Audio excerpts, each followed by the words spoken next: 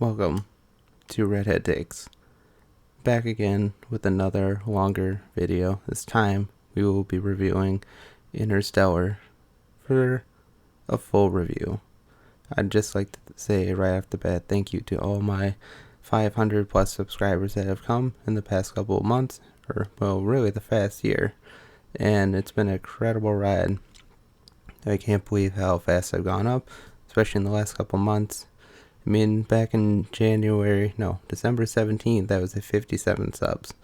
Now I'm at 508, and that's pretty incredible. This movie is incredible. A 1 minute short is not long enough to talk about the movie all the way through, and here we are. With Interstellar, Matthew McConaughey, Anne Hathaway, Mackenzie Foy, Michael Caine, David Oyelowo, and Wes Bentley. Yep. I don't know if I want to talk about who Dr. Mann is, though many of you that watch this movie probably have seen it already. Maybe I'll keep that under wraps because it is a revelation, and it's a good revelation at that. Well, maybe not for the characters in the movie, but it is kind of a shocker because they really keep Dr. Mann under wraps throughout. We see early on in the movie a picture of Dr. Mann from far away, and you can maybe glimpse at who it is, but I still don't think who it is in that picture. But yeah, the movie is great. The special effects are off the chain because not only it's a mix of CGI and there's a lot of practical effects. All the robots are practical effects, and the spaceships, of course the black hole isn't, but it looks so good. It looks like it's real. And when I first saw this movie and I saw the black hole, I was like, wow. If this is what good CGI is, I've been seeing a lot of bad CGI over my life. I'm just saying, this is the cream of the crop. And I know people think of Christopher Nolan as kind of a meme. Not really, he's still a great director, but a lot of his movies have that feel of a Christopher Nolan movie. And like any good director, every director has their own style, and that you can tell that is a movie by this director. This movie is clearly one by Christopher Nolan.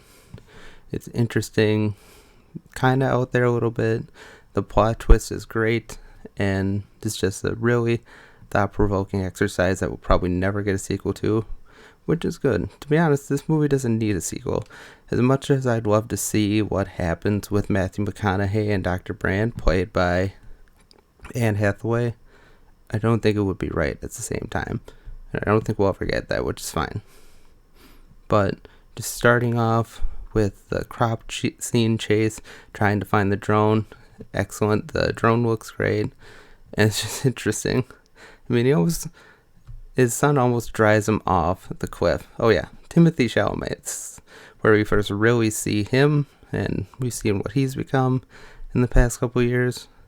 A lot of great starts in this movie for actors in general. I just think this movie is fantastic, especially when we get to the wormhole. Wow. Again, another scene that I saw in the theaters that are just like, wow, it's so cool. I could literally watch this scene and just say, this scene alone is great to watch. It's enough of the reason to see this movie. And it's fantastic. Going to the other galaxy and just to see how different galaxies are. It really puts into perspective that as much as people say we want to leave Earth, what are the chances of finding an Earth exactly like Earth?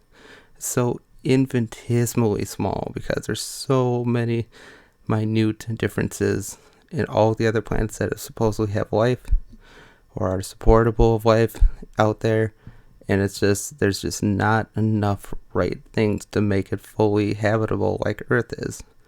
Always something different, which is bad for us. We need exactly what the Earth is somewhere else, and the chances of finding that are not very high. I don't want to bring God into this, but God made the Earth for us, and it's our planet. And sure, we need to take care of it, of course, but to say that we completely destroy the planet, I think is farcical at best. It's ridiculous. We are ants in the face of God's creation, and as much as the damage that we've done to Earth, it's so infinitesimally small compared to the Earth itself. The Earth will outlive us, I'm sure. But yeah, back to some of the early scenes with the Dust Bowl and the whole crops going extinct and leaving only corn. I mean, I guess, sure, it's theoretically possible, but I don't think likely. I think it's just a bunch of scaremongering, trying to scare people into taking better care of the planet, which is a good thing, but not in the way you think. You want to take care of the planet, but you don't want to completely just, not have fun or anything, just live like a monk in a monastery.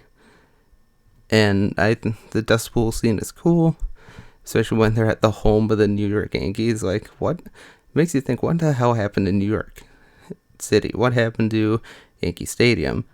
Or they're at a stadium called the home of the New York Yankees, but it's like, looks nothing like what the house that Ruth built or even modern Yankee Stadium. And it's very weird watching them play because it feels like you're watching a Little League game, not a real pro baseball team. And John Lithgow, who I also forgot to mention, is great in this movie. Really sarcastic, just trying to put his spin on what life was like before all life went to hell. And he's a real throwback, and I really like him in this role. Who are these bums? They're nothing like the guys I saw in my day. It's basically what he's all about. Just showing how our future predicament is nothing like what life used to be when he was growing up. Matthew McConaughey is now a farmer, trying to survive and put food on the table. It's amazing how everybody becomes a farmer in this one. It just seems so unlikely that we're going to get to that point. Sure, another Dust Bowl is possible, but on the grand scale that we see in this movie, it's like, I'm going to put the no on that one. But the whole relationship between Matthew McConaughey and Murph is front and foremost throughout this movie. From beginning to end, their relationship is the most important part of this movie. And you feel when Matthew McConaughey leaves her, he doesn't want to see her go. He does not want to leave her, but he knows he has to in order to provide any chance of helping the people back on Earth, even though we find out later that there's never a chance to save Earth. There's never a chance to get the centrifuge-like ship off the ground. They're never hoping that. It's really monstrous and disgusting. The lie that Michael Caine tells Matthew McConaughey that there's a plan A and a plan B. The plan A was never going to be suitable. Plan B was only suitable possibility in the minds of these people. Put out a population bomb, grow people on a new planet with people from the old world, and just leave the rest of the people on Earth to die. And boy, it's a good thing the rest of the people on Earth never heard that, because boy, Michael Caine was right when there would be mass uproar, panic, starvation, murder, and just everything. It's a good thing that was kept under wraps. And when we find that out, it's just, wow. He is truly unforgivable. And the fact that Dr. Mann, who, sure, I'll just say it, Matt Damon is Dr. Mann, and he plays a great role as a villain. Which is surprising. We don't really see Matt Damon in the villain role, and he's pretty good in it. He's just cocky, smarter than everybody, or thinks he's smarter than everybody, and a coward at that. I mean, what he does to Cooper, played by Matthew McConaughey, and just takes off his tracker, kicks him down a nearly infinite looking hole, and then takes the ship, brings it to the spaceship, or the space shuttle orbiting the planet, and it's just wow. But yeah, and more to the effects in this. When they go to Dr. Mann's planet, you honestly look at it and see there's no way life could ever survive it, because they literally bump into clouds and debris falls off. Frozen methane freezes at an unbelievably cold temperature, and that's what those clouds are, frozen methane. And before we continue to talk more Dr. Mann's planet, let's talk a little bit about the first planet, the water planet, which looks great and all. really is. But I mean, it's water, it's air, and everything. But as soon as you see it, it's like there's no land. It's just all water, and tempestuous waters at best. Rolling, huge, giant tsunamis, looking like probably about 100 feet tall. And I don't think we've ever seen anything like that in our lifetime. I'm pretty sure we haven't. I think if we saw that in our lifetime on Earth, boy, we would be in for some trouble. And when we get to the relativity aspect of this movie, you see that the doctor that fell on the water planet never had a chance to survive. And it's crazy when you add in time dilation and relativity, you find out they get there and it's like probably died like an hour or less before they got there. That's how much effect the black hole or gargantua has on the planet. 7 years back on Earth is the equivalent of an hour on that planet, and that's mind-blowing. So one of the things about space that always interests me, it's just, wow, that's crazy, the amount of things that could happen when a big black hole is involved on a planet. The amount of force, amount of change that can happen, it's infinitesimal. But yeah, well, and when we get to Dr. Man's planet, of course, it's stark, uninhabitable. There's no chance of survival. And Dr. Man, of course, shows up and he comes out and they pull him out of the deep sleep or the long nap. And he's just like, oh my God, never thought I'd survive. And of course, he betrays him fast, goes to the spaceship in the shuttle, and it promptly blows up when he tries to enter it, which is fantastic. The explosion is great. And then they have the trying to reattach the shuttle to the spaceship as it's spinning so fast. And it's just incredible. It looks great. There's not enough good things I can say about the effects in this movie. And then we get to the black hole, where we have Newton's theoretical third law, where the only way humans are able to save themselves is to leave something behind. And they send Case into the black hole, and Matthew McConaughey shortly follows. And this is where the real science fiction shows up, because he's not going to survive a black hole. He'd be like a noodle in less than a millisecond, like less than a snap. And it's pretty fantastic that he's able to survive. He's just in utter darkness until they reach the Tesseract, that area behind Murph's bookshelf, which is really instigates their bond even further. You find out later that Murph's ghost is her father, trying to warn him not to go. And she's able to solve the problem, Dr. Brand's, Michael Caine's problem that was supposed to save Earth, and she solves it. And Matthew McConaughey somehow survives the black hole, leaves the fifth dimension of those who created that Tesseract, the fifth dimension, and he's just found outside of Saturn, just barely clinging to life. And when we see the new space shuttle, like, I don't know, it's a long time, like 70 years after Matthew McConaughey first leaves, and you see like, wow, this place is fantastic. It's so beautiful. It makes you also think, what happened to Earth? I'd like to know what happened to Earth, although we never find out.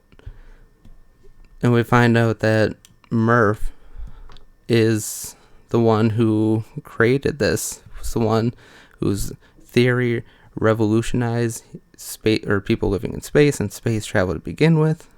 The cool ships that we see at the end are awesome looking. Or Cooper gets to live on a dirtless version of his home on the space shuttle, and he just is completely out of place. He's completely out of place. He gets to see Murph, and it's a real touching moment when they get to reunite. I love it. It's great. You really feel that bond, and she forgives him, and she's a very old lady, but she forgives him, and because without him going, they never would have solved the problem. As hard as it was to leave her, in the end, it was the right decision, because it saved everybody on Earth, solved the problem of the dust, I'm sure, although we never know what happened to the Earth. after that, it is still touching to see them be reunited once and for all. It's great. It really is. But, of course, Cooper is not satisfied because it looks like Murph is probably going to die because she's so old. Like, she was in cryo sleep for a couple years at over 100 years old, I think. And she finally gets to meet her dad for the last time. And she says goodbye as her family, his descendants, surround him or surround her. It's really hard watching him walk away, knowing that she is probably going to die very shortly. But at the very least, they got to be reunited one last time. Of course, Cooper has to go find Dr. Brand, who made it to Wolf's planet, and of course, Wolf died. Of course, he died. And when you see Wolf's planet compared to Man's planet, you're like, I know it was far to the distance, but you should have just passed Dr. Man by because he was a cowardly little shit and gone right to Wolf's planet because it's a desert, but it looks habitable. It looks like you can make a life in the desert. Just not a cold, desolate tundra wasteland, which is what Dr. Man's planet was. And he goes out. We see that traditional Hans Zimmer wham to end the game, or to end the movie. Also, before we end this, I'd like to mention a little bit about the music. The music drives this movie forward. The scores of the ticking clock, like on the first water planet, tick, tick, tick, tick, and then it rises, wham, wham, wham, tick, tick, tick, wham. It's haunting. It's really holds that scene together and really drives it forward. This movie, like I said before, this movie really balances on time, because of as long as Cooper and the mission are away, more time is left on Earth at increasingly rapid more periods. And we never get to see what happens to Tom, played by Timothée Chalamet and Casey Affleck. We never get to see what happens to them later. He probably died and wasn't as necessary with Murph. I'm sure she loved her brother. We never get to see him after he's in his 30s or so, which is unfortunate. It would have been nice to see him if he made it to cryo sleep, but Cooper never gets to reunite with the son, which is kind of sad. Well, like I said, with the time and the score, it's great. All the music is great. If there was ever time to get an orchestral original soundtrack for a movie, this would be it. It's really interesting and really fun. Really moves the plot forward. But like I said, at the end, Cooper has to leave to find Dr. Brand. And he does. And it ends with a bomb going to black. And then we see the credits. And it's a great, touching way to end it. It sounds great. It leaves you really open to what the possibility. Does he find Brand? Does he get lost in space? Pardon the pun. Does he find a different planet? We'll probably never find out. It is interesting to think it's a real mind opener. Comment below your theories about what happens at the end or after the credits. Does Brand and Cooper reunite? Or anything else? I'd love to hear it. But yeah, this movie, can't say enough good things about it. Just watch it for yourself if you haven't. It's amazing. It's already been 9 years since this movie came out, and still, the world is still going. Still nothing like they're predicted in this movie. But I hope you enjoyed this. Remember to comment, like, and subscribe. I know I hate saying that, but if you really liked it, like it. And subscribe for more. I'm hoping to put out more movie reviews like this in the future. This is a real first step at the 500 subscriber mark. I'll be trying to come up with tiers or viewer counts when I'll do another big long movie review, because I just need to find time to do it. But I hope you enjoyed Interstellar. If you've watched it, I hope you'll comment below. If you haven't seen Interstellar and are watching this, sorry for the spoilers, but watch the movie again from after hearing what I've had to say in this, and have a good day. Have a great day, and God bless.